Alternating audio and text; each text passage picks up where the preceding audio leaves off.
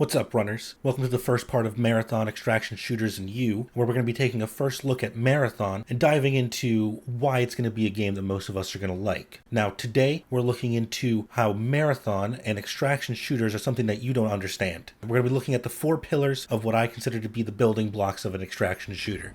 Oh wait, don't hit it! Look, Sadow!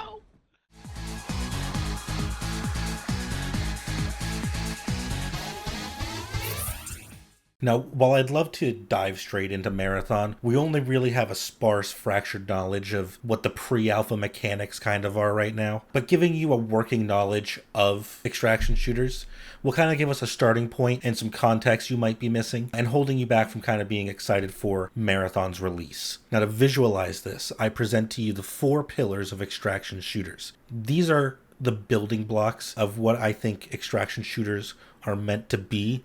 These pillars are open but structured map design, PVPVE, or player versus environment, risk versus reward, and the gameplay loop. Now, these pillars are pretty simple on paper, but I really believe that the existence of these pillars is necessary to be considered an extraction shooter, and the balance between them is a notable factor on the feel for any one game. Now, let's take a closer look at these pillars so you can see what I mean. Open but structured map design is probably the most abstract of these concepts, but I believe it's pivotal in encouraging player movement and engagement. Maps in extraction shooters are typically large, environmentally diverse maps, with a player count much lower than you'd expect for them. Something like a battle royale, will fit 100 players into one map about the same size. But extraction shooters will probably have somewhere between 10 to 18 players, with some variance here or there for higher or lower. These conditions set up large gaps between players and their opponents. Usually, some maps will differ, and this allows the devs to create points of interest, several avenues of player flow, and dynamic fighting scenarios. Basically, POIs are placed strategically across the map, and they're either progression or position POIs. These are terms I made up, but progression POIs are any location where a high concentration of assets, resources, or objectives can be found, such as technical or weapon spawns in Tarkov, or clues and the boss spawns in Hunt. Getting to these areas first can provide the promise of a huge payout, but other players will also be coming for these items, and since these are usually either cramped or exposed areas, these become hotspots for combat and PvP. I'll note you can turn a profit without these locations in relative safety, but it's a much slower process. Position POIs are power spots. Things like towers or multi-story buildings with the ability to observe large areas or engage targets in them from an elevated position with some added distance. Or it can be something as simple as a safe spot with a view on a specific popular route. The distribution of these POIs creates a flow pattern, or just a set of optimal routes that players can use to optimize their rewards or their safety.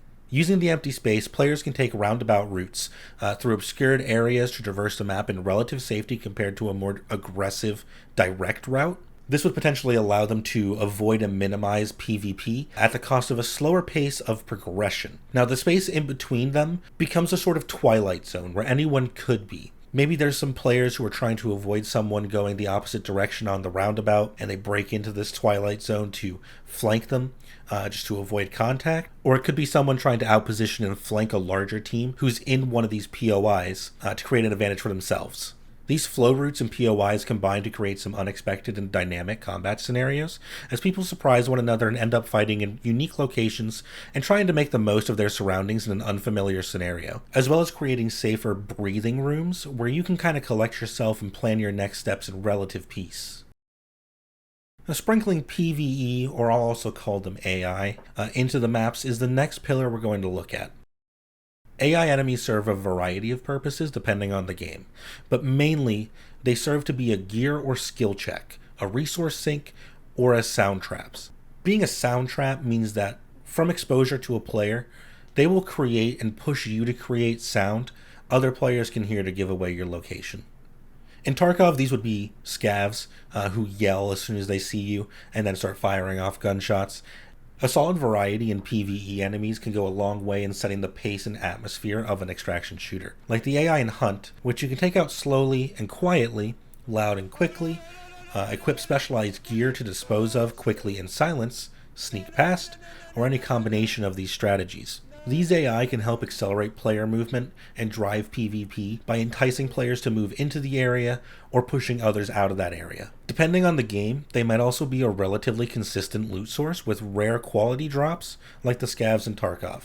Easily killed, and usually holding scraps that you can sell, with the occasional big ticket seller item. Mastering how to quickly or quietly remove PvE enemies can lead to a much higher survival rate, minimize your stress in the middle of an engagement, and conserve your momentum and ammunition at the potential cost of other assets or resources. The third, and probably the harshest pillar, is risk versus reward.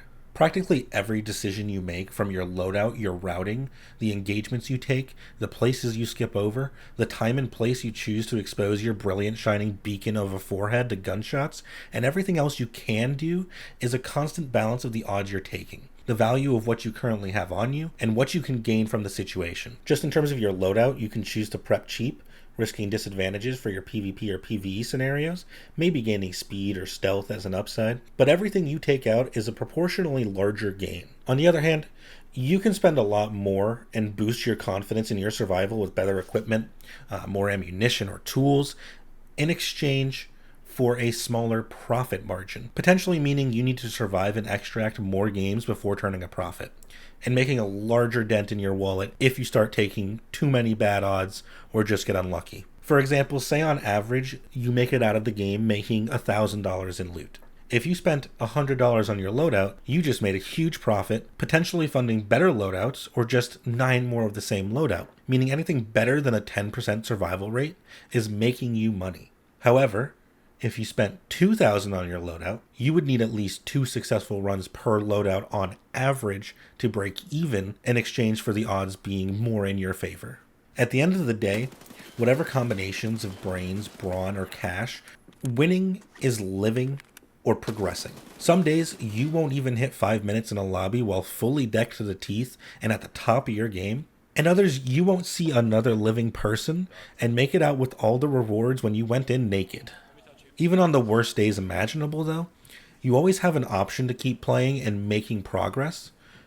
Sure, maybe you were taking free loadouts and with guns that you don't think are good, but every piece of trash you grab and run with is pure profit, and you can still complete your objectives with no risk, or challenge yourself to improve without the best gear. Finally, for our pillars, the gameplay loop. Now this has a lot of moving parts, and I want to take a really deep look into this in next week's video by analyzing the examples in Hunt and Tarkov and explore how Marathon can change it up. Subscribe and hit the notification bell so you can see when those go live. I'd love to discuss more with you all, so drop any questions or topics you'd like to see in the comments below, and I'll respond to everything I can, and maybe we'll come up with some more video ideas together. In the meantime, here's an overview of the concept. Your average loop will include allocation of assets and resources. This would be the creation of your loadouts, buying or selling items, and any character customization such as perks and hunt. Setting and attempting to complete objectives.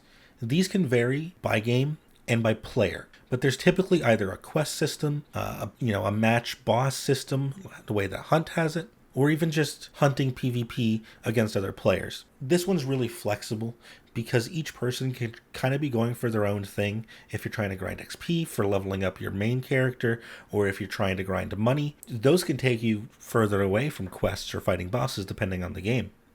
Survive and extract. Now, this is a distinct step in the loop, as your objectives may morph while you're in-game, and the choice to extract is usually always open, so making the decision that it's time to extract and the routing for it is a shift in your mindset that might lead you to changing up your playstyle.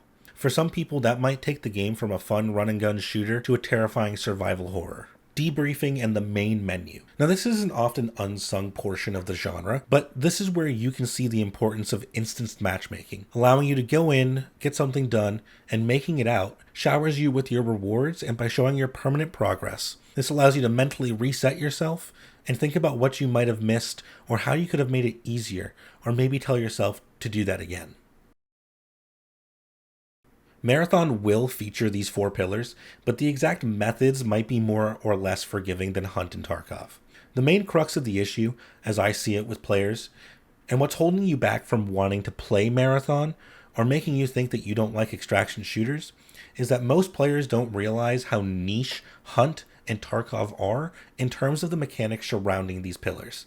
Things such as the flea market on Tarkov and its hideout management, or the single action slow pace of Hunt, are almost role playing or milsim in their mechanics, and those are what players have an issue with. The style, not necessarily the genre. There is no casual modern mechanical game in this genre. The closest we've seen was probably the watered down tacked on mode in COD's DMZ, which was fairly popular but not supported. In the best terms, Tarkov is more like Arma than Battlefield, and Hunt is more like Verdun than Call of Duty, and that's okay. But this is the niche that Marathon is going for. A full-fledged, focused AAA extraction shooter with the feel of Bungie's Halo and Destiny. We aren't looking at the Marathon reboot being what Marathon 1994 was to Doom at the time, which, while extremely innovative, and I could absolutely not make this comparison right now, did not massively swing the genre, and that's probably a Mac thing. We're looking at Marathon being what Halo was to the console FPS, or Destiny to the online multiplayer shooters. Novel, explosive, something you haven't experienced before because no one else has tried it. Bungie's building a pathway that other companies will follow. I'll talk more about Bungie and the potential of Marathon in the coming weeks, so stay tuned for those. That's all today, runners, and remember, in the heavens, they are waiting.